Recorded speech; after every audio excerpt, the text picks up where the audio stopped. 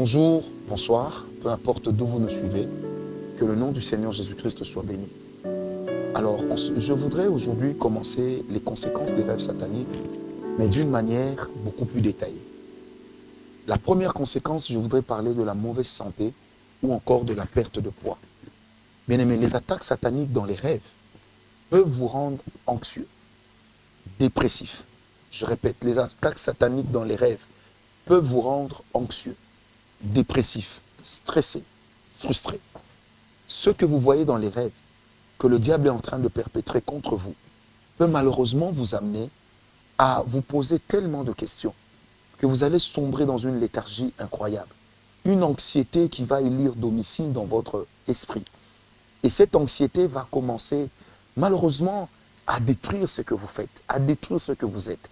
N'oubliez pas qu'une situation qui est capable de vous faire perdre votre paix équivaut à une situation d'anxiété extrême, équivaut à une situation qui peut vous amener à une frustration, à une perte de poids.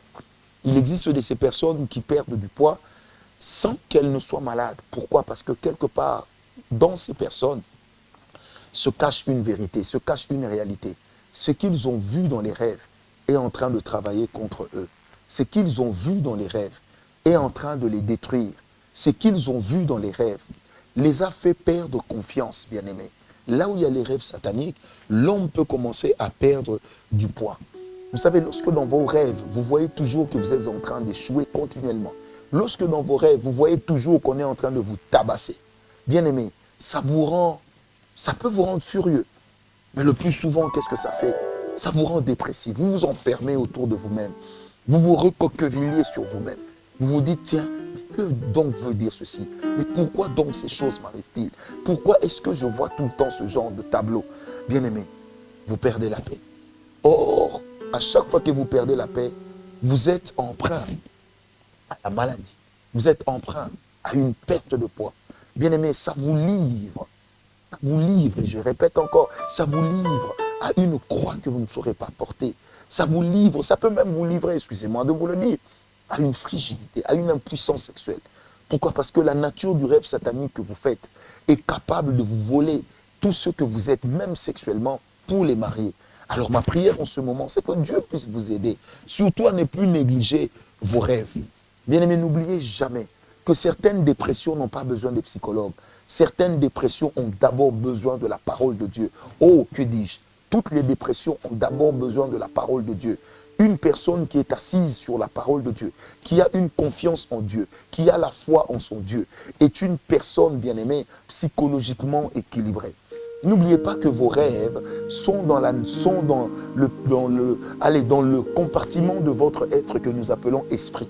Et dans votre esprit, les rêves se passent dans le subconscient. Or, le subconscient a la capacité d'influencer votre psyché, d'influencer votre âme, d'influencer ce que vous êtes. Bien aimé, lorsque les rêves sataniques commencent à vous accabler, commencent à vous décourager, il y aura une perte de poids. Il y aura une incapacité à pouvoir fournir des efforts. Vous allez devenir fainéant. Les autres trouveront que vous êtes devenu paresseux, alors qu'en réalité, vous avez quelque chose en vous qui est en train de vous faire perdre confiance, qui est en train de vous ôter l'assurance, qui est en train de vous rendre dépressif, qui est en train de vous amener à perdre du poids. Bien-aimé, il est de ces personnes qui perdent le poids sans maladie, qui perdent le poids sans même identifier un problème particulier. Mais cependant, leur perte de poids est due au fait qu'ils réfléchissent beaucoup sur la nature des rêves qu'ils ont faits, sur les tableaux que les rêves les ont présentés. Bien-aimés, faisons très attention. La santé est un don de Dieu. La santé est une grâce divine. La santé, nous ne l'avons pas pris des hommes, mais nous l'avons pris de Dieu. Prenez avec moi le psaume 107, verset 19 à 20. C'est là que nous allons conclure. Psaume 107, verset 19 à 20. La Bible dit, dans leur détresse, ils crièrent à l'Éternel et il les délivra de leur angoisse. Il envoya sa parole et les guérit. Il les fit échapper de la fosse. Dans leur détresse, ils crièrent à l'Éternel. Si tu te rends compte que tu es en train de perdre du poids à cause de tes rêves, je n'ai qu'un seul remède. Je ne te demanderai pas de faire semblant de n'avoir pas fait ces rêves, mais je te demanderai de lever ta voix, d'élever ta voix, de crier vers le Seigneur, de demander au Seigneur sa grâce, de demander au Seigneur sa grâce. Je répète encore, de demander au Seigneur sa grâce, de demander au Seigneur sa miséricorde, de l'implorer pour que Dieu puisse vous délivrer de votre angoisse. Car dans votre angoisse, il vous délivre. N'oubliez pas que l'angoisse est perçue comme une maladie. La dépression est une maladie psychologique. Bien-aimé, la frustration, lorsqu'elle est excessive, elle rend dépressive. Mais bien-aimé, dans votre angoisse, criez à l'Éternel. Il vous guérira.